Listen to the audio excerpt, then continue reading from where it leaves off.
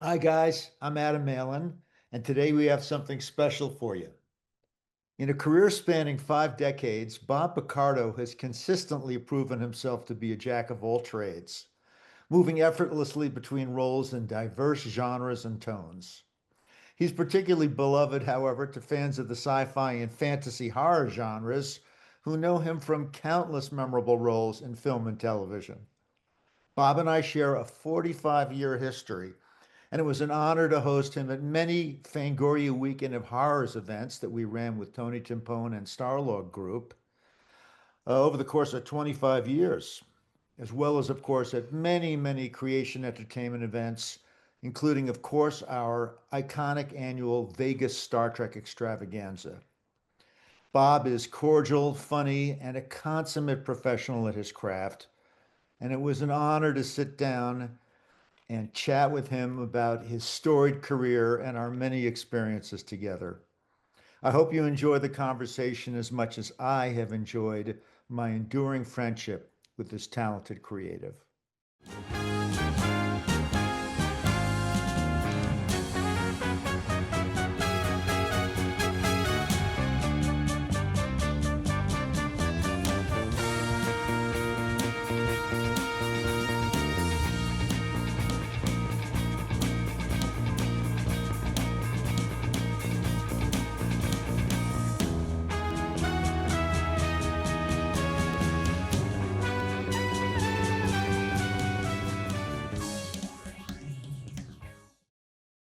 Welcome once again to the Creation Interview. And today we've got something special in store for you. Please welcome Bob Picardo. Robert, welcome. Thank you, Adam. Thanks so much for having me on. Bob, it's been for you and me a wonderful 45-year relationship. I was trying to think back, and I think we met when you were on the promotional tour for The Howling. Does that sound right? I did. I don't know if I did the promotional tour. I mean, I had a relatively small but pivotal part in The Howling, but I do remember at an early convention, a horror convention, meeting you. And so that might have been 81, something like that. Yeah, I'm going to guess it was 81. It was definitely, you were there for Howling for sure. Mm-hmm. It's a pretty memorable and somewhat repulsive role. The character is he's a werewolf and kind of nasty, but it was such a striking character. Even back then, we're like, wow, he's an amazing actor. And overall, you early on became one of Joe Dante's trusted actors, an important member of his acting stable. What do you think he saw in you that made you a repeat collaborator with him? That's a good question. I think um, in The Howling, he had seen me in the Broadway show that I did playing Jack Lemmon's son. I was an angry young man, and I argued a lot with my father, who was the great actor Jack Lemmon. And I had a very kind of emotionally explosive scene at the end of the first act of the play where the audience all hated me because they all loved Jack Lemmon, and I had a big chip on my shoulders about my irresponsible father. So Joe had seen that and called me into audition for The Howling, and I think it was the just the risability that the character, the rage that just surged up, that had him ask the casting director to bring me in. And I remember really scaring the casting director, a wonderful woman named Susan Arnold. I think I creeped her out so much at the reading that I got the job as much from her reaction to me as she was reading with me as what I did. And then when we did The Howling, I showed him my sense of humor, which I think he wasn't as aware of. Def But during lighting breaks, I would cut up all the time during the werewolf transition scenes, singing and making jokes and all that. And I think that the very next role he gave me, which I think was Explorers, required that kind of improvisational comedy skill. So I guess that was it. It was first casting me for my drum, for my capability of rage, expressing rage, and then after that, it was all comedy. Let's actually step back for a second to your theater career. Tell us a little bit about, how you got involved in theater and a little bit of your portfolio there. Wow. As quickly as possible. My childhood ambition was to be a doctor, an actual doctor, not a fake one. And I was a good student. I went to Yale on scholarship. I was pre med, but I had acted in high school for fun. And I went to a boys' school. And one of the only way to meet girls, if you weren't a good athlete, and I was definitely not a good athlete, was to be in the school play, because they would, bring the female roles were played by ladies from the nearby girls' prep school. Oh, So that was one of the first interests I had in acting, was exactly that, meeting girls from the other school. And then I discovered I really liked acting in addition to meeting girls from the other school, and I acted at Yale, but it was very hard to be a biology major with the long afternoon labs and then rehearse plays and still get your work done. But by sophomore year, I had a sort of a life changing experience. I was in a production of Leonard Bernstein's Mass, and Leonard Bernstein came to see it. It was the first time it had been done after opening the Kennedy Center. oh, It was written just for the opening of the Kennedy Center in Washington, such and a monumental work. it's a monumental work. I had a very featured role in it. Bernstein came to see it. He thought I was a standout on the show, and he Wow. literally asked me after the show. He said, "What are you doing with your life?" And I said, "Well, I'm studying to be a doctor." He said, "I'm surprised to hear that. You have great natural energy on stage, not phony Broadway energy. I would think you'd want to be an actor." And I looked him in the eye and said, "Mr. Bernstein, would you say that to my mother?" Uh, and at that same evening at the opening night party, I brought my mother over to him, and he did. He repeated it, and that got me out of pre med. And I was Um, very lucky, Adam, in the beginning. I by 23, I went to New York. I graduated Yale a year early. I was still 20 years old, went to New York, worked at an Italian restaurant, put myself through Circle in the Square Theater School. And then I, by the end of my first year at Circle, I was in David Mamet's first produced play in New York, Sexual Perversity in Chicago. And then right wow. after that, I got a show that went to Broadway called Gemini, playing the lead character. So I made my debut at 23 on Broadway. The following season at 24, I played Jack Lemmon's son. Then I went to Hollywood, and the rest of it all went to hell right then. It just I mean, that's crazy. First of all, how many people can say that the great, and I mean the greatest of the great, Leonard Bernstein, helped direct them into their career? That alone is an amazing story that I never knew about you, but of course he was the master and Candide and a thousand other things that he did have been such seminal inspirations in my life. All right, we're going to just kind of do a brief grab at some of the films in your career. Then we're going to, of course, talk. I know a lot of Star Trek fans are watching this. We want to talk about your over on Star Trek, but one of my favorite jobs that you did was on Gremlins. And there is a number of very memorable scenes that you do, including being seduced by a Mae West gremlin that I think might be the funniest thing, one of the funniest things I've ever seen in a film. It had an anarchy, an incredible anarchy. And what's it working, inside this collage of tones, like Spielberg-like visibility, but Dante's anarchic spirit.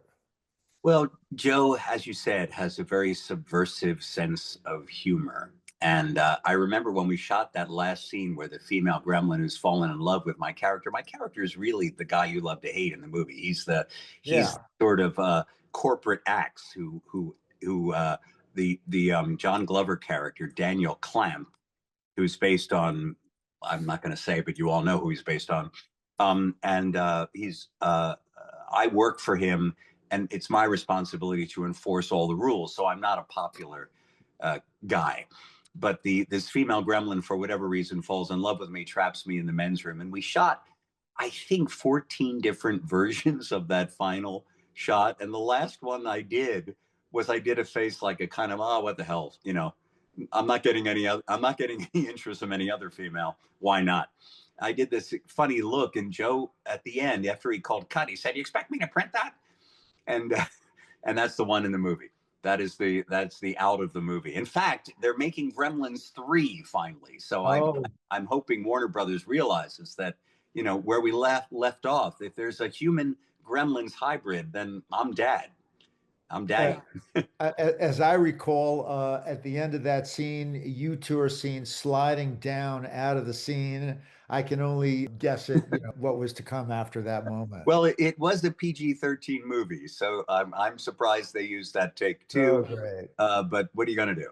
Um, And I just love those Gremlins puppets. What was it like interacting with the puppet crew and just kind of doing that interaction, that wonderful kind of physical gag with it? Well, I mean, the puppets, when they're away from you or in front of you, of course, were all animatronic and they were operated by several puppeteers. But Yeah. there's one scene where the female gremlin has launched onto me and is holding onto me, and I had to operate the puppet. It's what's called an unfortunate term, a butt puppet, because you stick your hand up the butt of the animal, Yeah. and what they do is they take I would snake my own hand inside my shirt, and it came through my shirt, and the puppet was sort of sewn on to me, sewn onto my wardrobe. Meanwhile, my my other sport coat arm was stuffed, was a fake arm and a fake hand. So coming out of my jacket was a fake hand that was on the back of the puppet. So when I moved the puppet, the hand that was sewn onto it worked at the same time. All I know is I attacked myself so hard that I was black and blue when I got home that night. I had these big marks all over my chest from Uh, beating myself to death. It's fascinating, and I think it's a very beloved scene. Let's just take a quick peek at Inner Space. I really like that film, and it's almost surgical in its comedy and its pacing. That must have felt a lot different than Joe's kind of more chaotic, anarchic films, right? Well, certainly then Gremlins 2, but Inner Space, of course, was before that. Inner Space, Yeah, I think, was the third feature I made for Joe after yeah, The Howling and Explorers. And I did some other television jobs for him, like Steven Spielberg's Amazing Stories was in there sometime. But yeah. one of the earliest jobs was Inner Space. It was like 84, 85, something like that. And the character, Joe has said in interviews, whenever I can't figure out how to cast a part, I just give it to Picardo. The character had almost no dialogue at all. And he was described as, I don't, I think he was supposed to be from Albania, Eastern European or whatever. Yeah. Um, and I made up, I don't know why, I kind of tried to do a Farsi and Arabic accent. I remember getting tapes.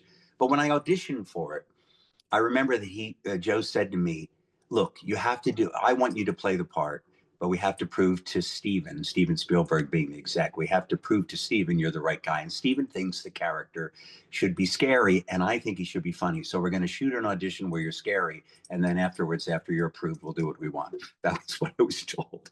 So we shot a very scary audition. I was framed like a Sergio Leone close up where bright light on one side of my face and then the other side kind of fell into darkness, and I talked with this cheesy accent like this, but there was nothing to read. All I did was read the instruction manual for the video cassette recorder that was in the room. I read from the manual, and then I said, "I'd like to sing, I love this country, I'd like to sing a medley of my favorite American songs. I got spurs that yingle, yingle, yingle," and I just You mangled still every. remember it after all this Oh time. That's yeah, so, because I that's because so the, great. the rules came. The edict from up high was let him sing in the movie. So that's why I sing "I'm an Old Cow Hand," which I also sang in the audition. That was the one they put in the movie. That's so much of the part was improvised because there was very little dialogue. Like the scene where I'm going out on the town where I'm getting dressed, Joe, let me do whatever I wanted. He's saying, "Where do you want me to put the camera? What do you want to do?" You So had those crazy boots. I mean, first of yeah. all, for those, I think most of our fans know this role, but the character was the cowboy, And I felt he was a pretty actually menacing character, but he was also so kind of bumbling that that sense of menace was sort of offset by the fact that he was hysterical. Well, he was when Inner Space came out, the most popular American television show worldwide was Dallas. So the essential gag of the character was that he was some weirdo foreigner who watched Dallas so much that Right. he fashioned himself a cowboy. Right. That was the core joke, right? It was Yeah. ridiculous. He said things like "Howdy, big Jick," like he was he was out riding the ranch, but it was a very silly part and great fun to do. I thought it was fantastic. I want to kind of get into your transition to Star Trek. Tell me about the casting process. How did the role of the Doctor in Voyager come to you in the first place? Well, I almost blew it. I was doing a play at a very prestigious theater in downtown LA called the Mark Taper Forum, which I'd wanted to work at for years. And it was right before we opened, and we were in what they call uh, uh, I forget what they call the 12-hour days, tech days, I guess. Yeah. So I was working 12 hours a day with a 2-hour break in the middle of the day. And my agent called and said, there's this audition for this new Star Trek series. And I said, I can't go. I said, I'm in 10 out of 12. So I can't, there's no time. He said, well, your lunch break. I said, well, I got to get in the car, drive all the way from downtown LA, all the way out to the Valley and back in time. I said, all right, and I said, but what do I tell him? I said, I'm working. I can't, I'm not available. My agent gave what any agent would tell you, which is lie. Don't tell them you have a job at the moment. So I looked at the script and I thought, I don't even get it. This character, a computer program of a doctor's, it sounds so boring. He's colorless, humorless. That's how he's described. And I said, this other character seemed much more interesting. Neelix. So I turned down the audition for the part they wanted to see me for. I read for Neelix really well, and I came this close Wow. to getting it. I tested for it. And the story I heard after the fact was the producers wanted me and the network wanted the actor who got it. An old friend of mine, I didn't know he was my competition, Ethan Phillips. Ethan. And Yep. I came so close to spending 7,000 hours in the makeup chair. And thank God I didn't get it. But the weird thing is, after I tested for Neelix, got turned down, in any other television show, you'd be like a used Kleenex. It'd be like, goodbye. They would move on. But they Yeah. came back to my agent and said, there's something about his voice. We'd really like to see him for the original role. And I said to my agent, I don't get the joke, but I'll try. And I went in and read once. I heard they'd seen 900 actors. They wanted someone funny. I said, there's Wow. nothing funny here. There's 9 lines. There's nothing to do with this. So I ad-libbed in the audition, which you never do at a network audition, ever, ever, ever ad-lib. And I'm telling any actor out there, don't do what I did. And I made the casting director laugh, and I closed the final moment in the audition scene. The doctor's been left on. His program is still active, and he's left alone in sick bay, and he has nothing to do. And the last line was, I believe someone has failed to terminate my program. And I took a long deadpan look at the 14 people I was auditioning for, and I said, I'm a doctor, not a nightlight. And they laughed, and I was hired immediately for that cheesy DeForest Kelly ripoff. And I didn't even know I was stealing from the greats. I just thought it was a funny joke. I didn't know enough about Star Trek to know that I had taken a classic Bones style line and ripped him off. And when I finally met DeForest Kelly at one of your conventions in Sacramento, after the show had aired 4 or 5 episodes, I said to Mr. Kelly, I said, my character pays homage to your character quite a bit. He said, oh, I mean, you steal from me. And I said, yeah. That's great. Of course, he wasn't serious about it. This is typical of DeForest, but Mhm. honestly, I think he was giving you praise in his own way. Oh So no, he was wonderful. He went on stage. I don't know if you remember this. He went on stage and said, damn it, Jim, I'm a doctor, not a hologram. That was his there you opener go. when he I was. think it was at a creation event, right? Yeah, oh yeah, yeah, absolutely. It was creation 1995 probably in the summer and in Sacramento, and I have a picture to commemorate it. Crazy. One That's of the great. few Good. pictures we took together. You remember better than I do. That's crazy. All right. First of all, you could have been Neelix, but your jokes are not as filthy as Ethan's. Yeah, Um, we have a long history of. I love his humor, and I know a yeah. million jokes that he's told me, and I've told him quite a few too. But I can't repeat any of them now. He's awesome, but filthy, but we love him. I think that honestly, the Doctor in Voyager allowed you to apply so many of the principles and rules that you had learned in genre films. That's a very interesting way to put it. I have never really thought of it that way. To me, I shaped my way through the pilot. I didn't get what the role was. I didn't know I'd lucked into such a great role.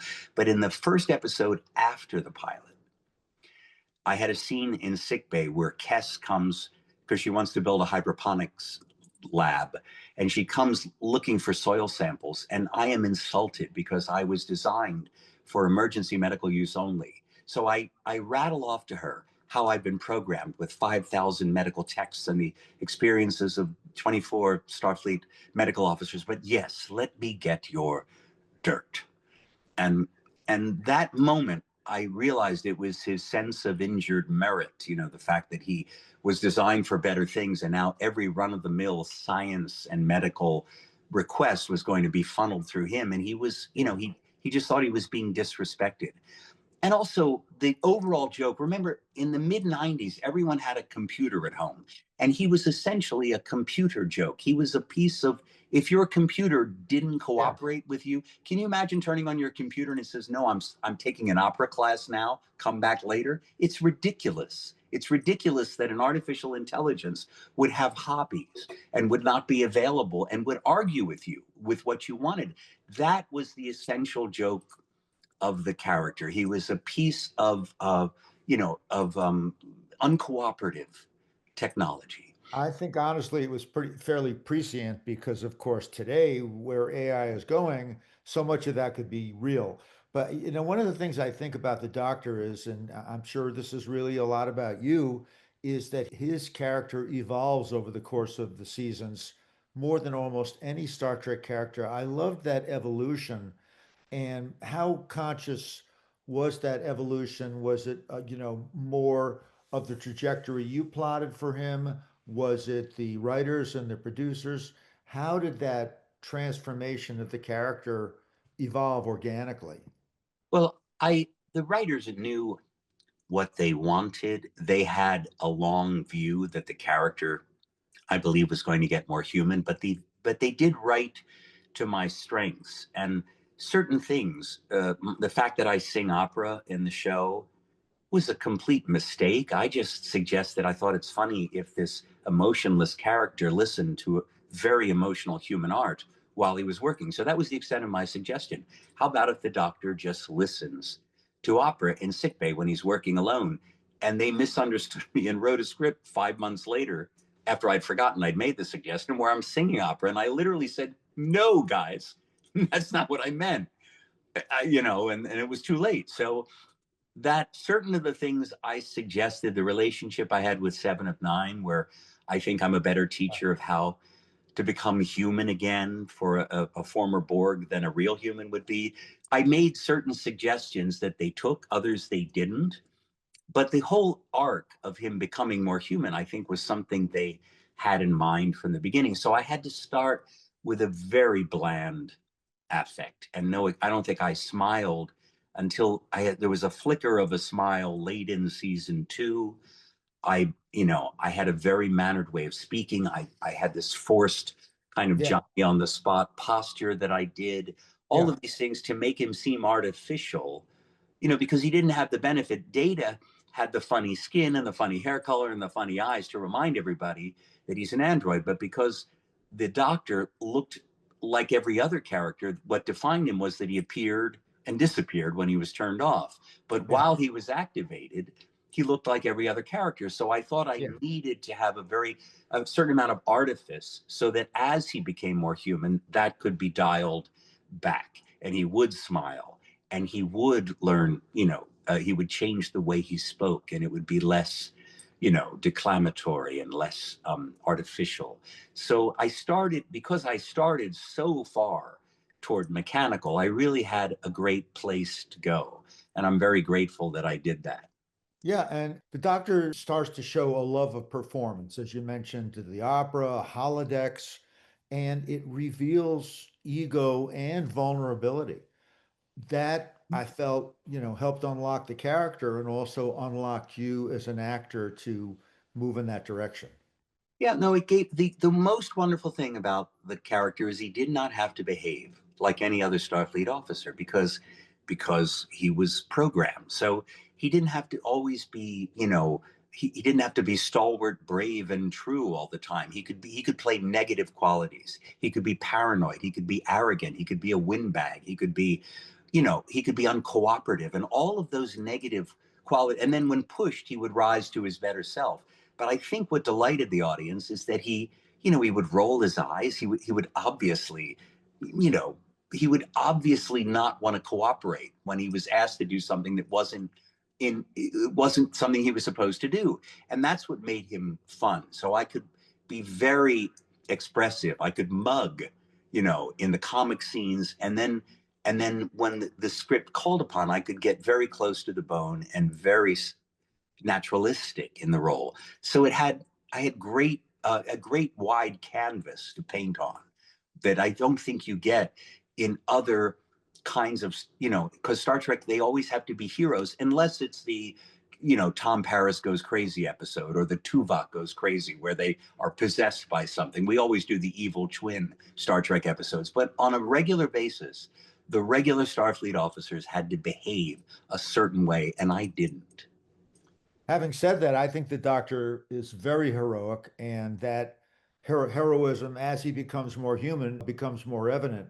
But you were alluding to, interacting with some of the other actors, particularly the Doctor's relationships with Janeway and Seven are essential to the Doctor's growth. And how was working with Jerry and Kate? How did that help shape your choices? They're such amazing actresses. Yes, it was a joy always to work with both of them. My character had a unique relationship with them. I have a great friendship with each of them.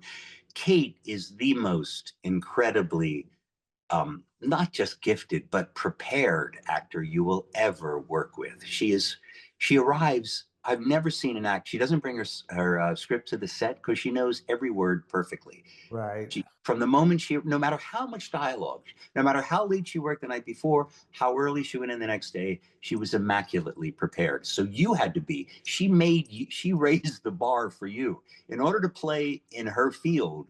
You Yeah. had to be equally prepared. So that was always a joy. You're really on your game. With Jerry, it was a little looser, but but my character in had this wonderful relationship mentoring her, and she has, it's almost like she replaced the early Doctor on the show. As I became more human, we introduced this other character who used to be Yeah. human, is now very machine-like. So she now played the kind of relationship that I would have been in seasons 1 and 2. Now I was teaching her, and and that was always great fun. And Jerry loves to cut up and loves to smile and laugh, none of which she could do during the scenes. Right. So the moment they called cut, you see the way, she really is. And then she was very within that very narrow emotional palette that she could play. She found wonderful variety and nuance. So I loved working with both of them. And those are probably the most treasured scenes I have in the show. And also with Robbie McNeil, I had a unique relationship with Paris. I would tease him as a terrible medical assistant, but then he would often mentor me in an emotional situation or an entitlement thing that my character didn't quite know how to behave in, or how to, what to do. So, and the whole cast across the board, the Voyager cast, are all great. And I loved having scenes with everyone. It was always a pleasure to go to work. And if I hadn't had a scene with Harry Kim or with Chakotay in a while, it was great to see Garrett and to see Robert and because I had fewer scenes with them. So it was I look back really fondly on Voyager. And now on the new show, now 31 years on, I'm working not only with the wonderful Holly Hunter and Paul Giamatti in season one of Starfleet, but in any given scene with the cadets, I'm working with three actors who do not add up to my age, literally. If you add the three of them together, they're still 5 years short. They're pretty young. We're going to get to Starfleet Academy, but before we do, again, I also feel very affectionately towards the Voyager cast. I thought you were a remarkable ensemble. I thought it was a great show, and I used to love the two episode arcs, and I just thought the whole long arc of the ship trying to get back and all the ways in which you guys grew as human beings and the stories were great. So I look very fondly upon that. I want to, before we talk about Starfleet Academy, which is going to be kind of the final touchstone of this talk, I just want to, reflect on you've been on the convention circuit with us for many, many years. Those of us that know your love of music and opera certainly has shined at our live events. And, you've been at convention events for many, many years. If you could just for a moment reflect on genre fandom in general and Star Trek fandom in particular, and your place at those shows down through the years. I think it's been very special. I agree. Star Trek fans are just the greatest fans in the world. They're so loyal. Once they interest themselves in an actor from his work on Star Trek, then they'll follow you after your Star Trek years, or even while the show is on first run. If you do other guest stars or you do a little movie here and there, they really take an interest in you as an individual and not just your character. The character may be their entree into your work, but then they follow you, and that's really really special. And of course, Star Trek uniquely, other than other, I mean, it's certainly the case with Star Wars too, but about in television, Star Trek uniquely remains evergreen.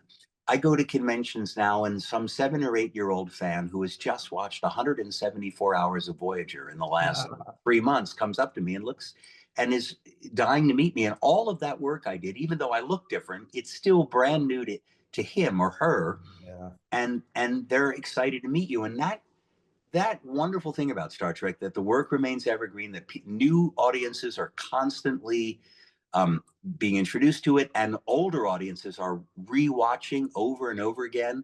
During the pandemic, Voyager, I think, got a bigger bump maybe than any of the other series because it was most analogous to lockdown.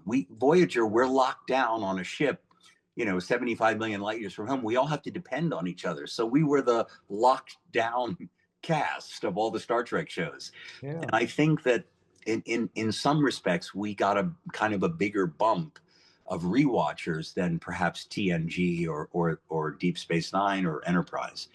And it's that wonderful thing that people still revisit work that I did 30 years ago, that Kate did 30 years ago, that our whole cast did, is really what makes Star Trek unique from other genre conventions.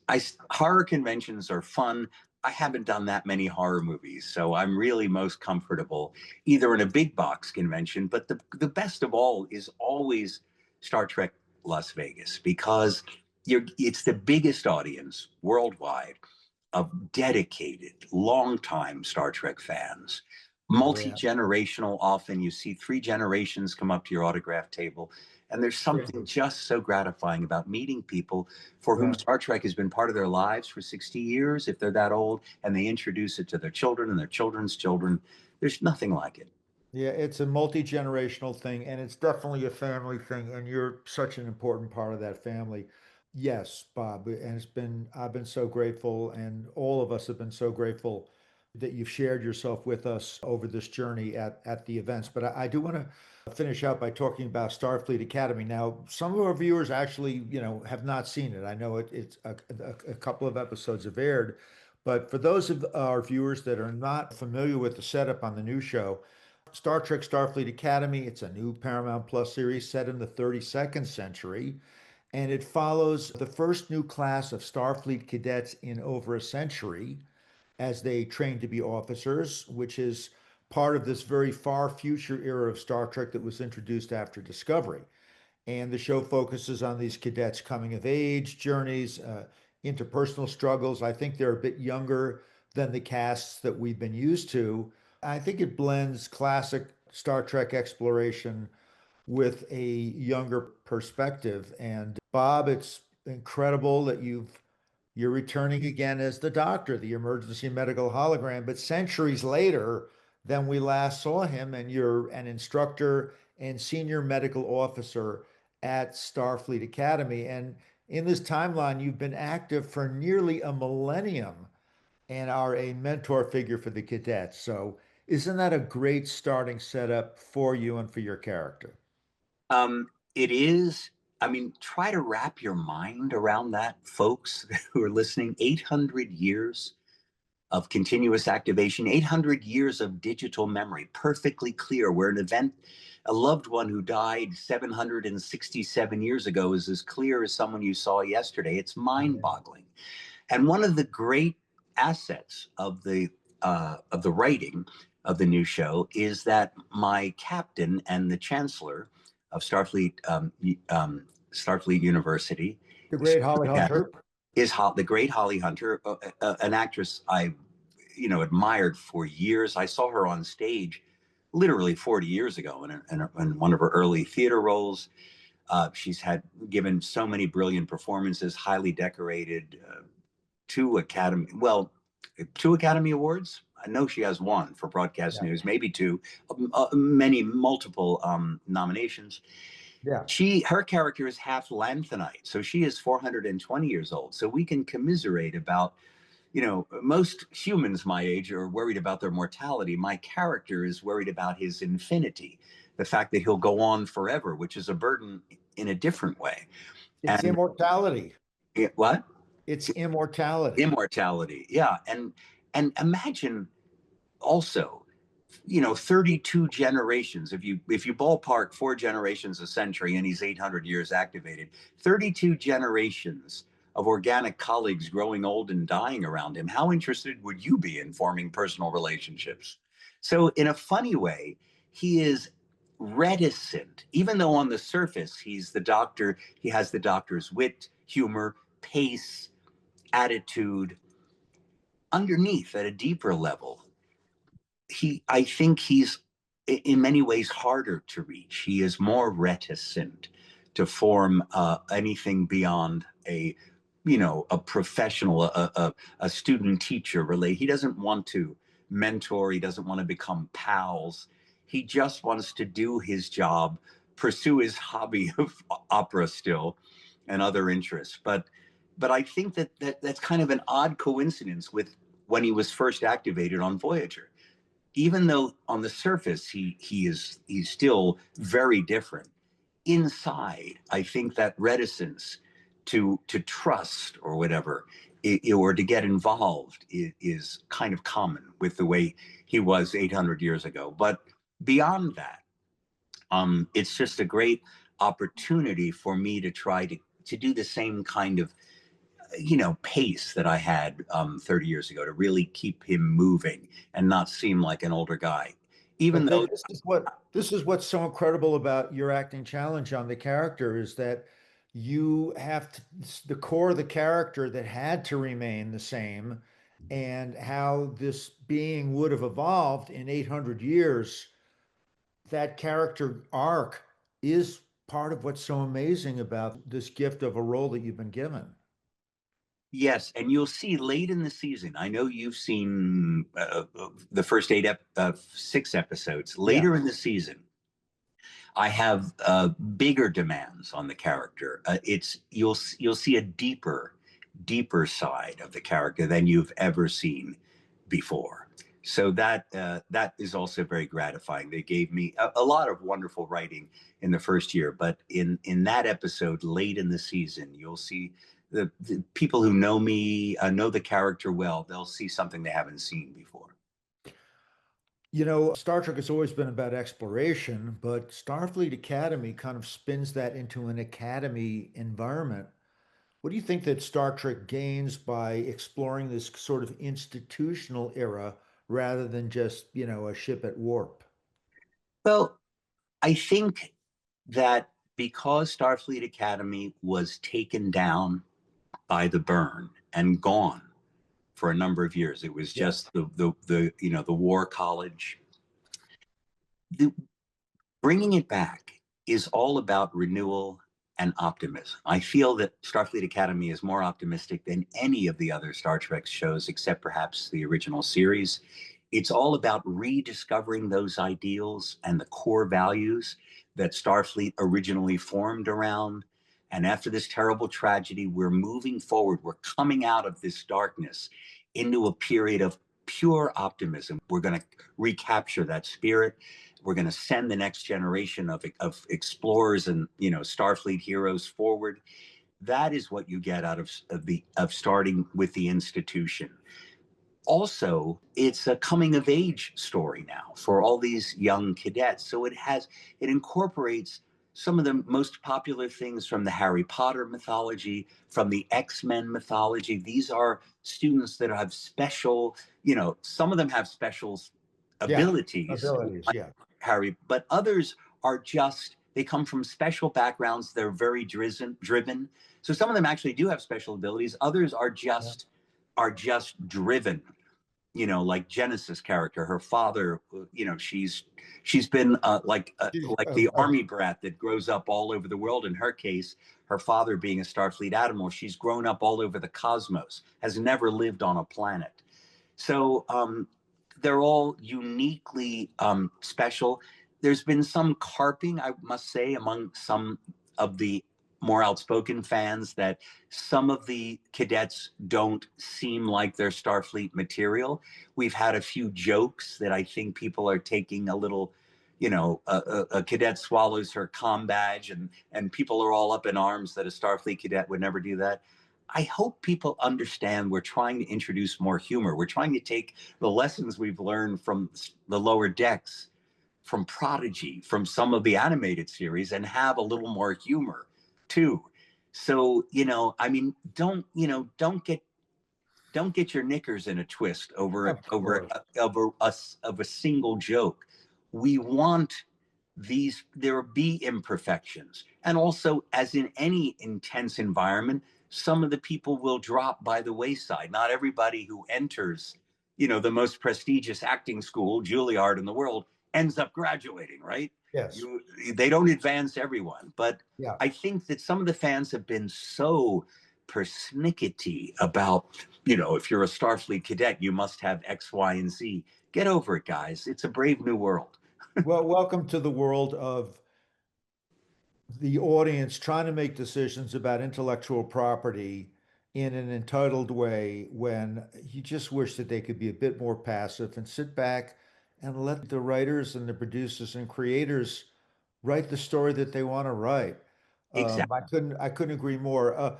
I did want to mention, one of my favorite actors is Paul Giamatti.